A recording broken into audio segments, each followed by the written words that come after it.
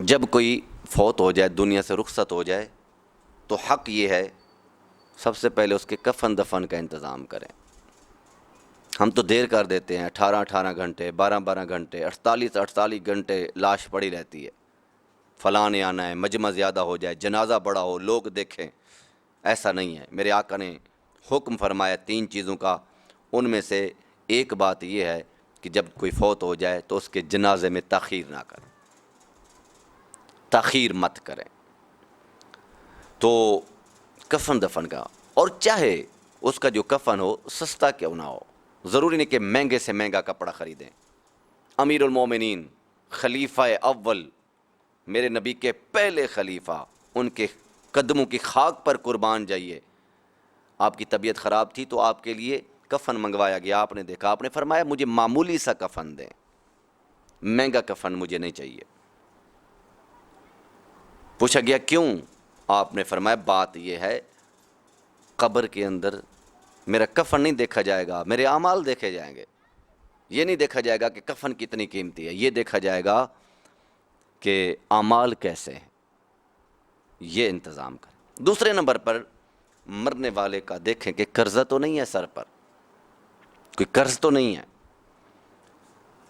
حضور سید عالم صلی اللہ تعالی علیہ وسلم کی بارگاہ میں ایک شخص حاضر ہوتا ہے، عرض کرتا ہے یا رسول اللہ میں جہاد پر جانا چاہتا ہوں، مجھے اذن عطا فرمائیں، اجازت دیں تاکہ میں جہاد پر جاؤں، اور مجھے یہ بھی بتائیں کہ جہاد کا ثواب کتنا ہے۔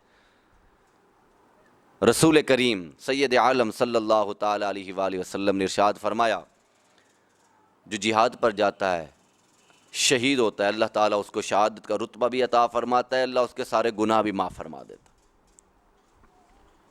تو وہ شخص بڑا خوش ہوا کہ میرے سارے گناہ معاف ہو جائیں گے، ساری خطائیں، ساری غلطیاں معاف ہو جائیں گی، خوشی خوشی جانے لگا۔ تو میرے آقا علیہ الصلوۃ والسلام نے ارشاد فرمایا اس شخص کو بلاؤ، واپس بلاؤ۔ وہ دوبارہ حاضر ہو گیا۔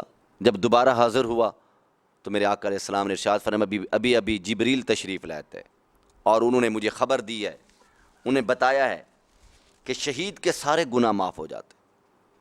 جب شہید کے خون کا قطرہ نکلتا ہے، شہید دنیا سے رخصت ہوتا ہے، اللہ کی بارگاہ میں اپنی جان کا نذرانہ پیش کرتا ہے، جان دی ہوئی اسی کی تھی، حق تو یہ ہے کہ حق ادا نہ ہوا، تو اللہ تعالیٰ اس کے سارے گناہ معاف فرما دیتا ہے۔ لیکن الا الدین، قرضہ معاف نہیں ہوتا، سارے گناہ معاف ہیں، لیکن اگر کسی کا اس نے حق دینا ہے، قرض دینا ہے، حقوق العباد ہیں، کسی کا بھی حق دینا ہے تو قرض معاف نہیں ہوتا۔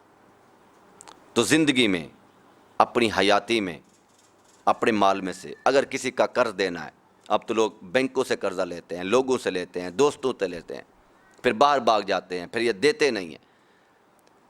پیسے موجود ہوتے ہیں لیکن ارادہ نہیں ہوتا دینے کا۔ لیکن اگر ارادہ ہو دینے کا، میرے آقا علیہ الصلوۃ والسلام نے ضمانت دی ہے، اللہ تبارک و تعالیٰ اس کی غیبی مدد کرتا ہے، نیت اگر اچھی ہو دینے کی تو اپنی زندگی میں، اپنی حیاتی میں یہ کام کر جائیں۔ ایک تو جس کا حق بنتا ہے وہ حق دے، اگر کسی کا قرض دینا ہے تو وہ قرض ادا کرے۔ صحیح مسلم میں ایک حدیث موجود ہے، راوی حضرت سیدنا ابو ہریرہ رضی اللہ تعالیٰ عنہ ہے، وہ فرماتے ہیں رسول کریم صلی اللہ تعالی علیہ وآلہ وسلم آپ جب تشریف رکھتے تھے، آپ کے ہوتے ہوئے کوئی جنازہ لایا جاتا تھا تو آپ پہلے پوچھتے تھے کیا اس پر قرض تو نہیں ہے؟ اگر قرض ہوتا تو حضور اس کا جنازہ نہیں پڑھاتے تھے۔ جنازہ پڑھانا تو درکنار، حضور اس جنازے میں شرکت بھی نہیں کرتے تھے، شریک بھی نہیں ہوتے تھے۔ اللہ اکبر۔ فرماتے تھے صحابہ تم جنازہ پڑھ لو اور جنازہ پڑھ کر اس کو دفن کر دو۔ لیکن پھر اسلام کو اللہ نے غلبہ عطا فرمایا، مال غنیمت آنے لگا، بیت المال میں خزانہ بڑھ گیا، اللہ تعالیٰ نے محبوب کو بہت کچھ عطا فرمایا۔ وَوَجَدَكَ عَائِلًا فَأَغْنَىٰ۔ تو پھر اگر کوئی فوت ہو جاتا، کسی پر قرض ہوتا، اور قرض ان کا کتنا ہوتا تھا، صحابہ تھوڑا تھوڑا قرضہ لیتے تھے، ہماری طرح قرضے نہیں لیتے تھے، لاکھوں روپے، کروڑوں روپے۔ تو پھر حضور مال غنیمت سے اپنی طرف سے قرض ادا کرتے تھے، اور پھر فرماتے تھے اب اس کا جنازہ پڑھ لو.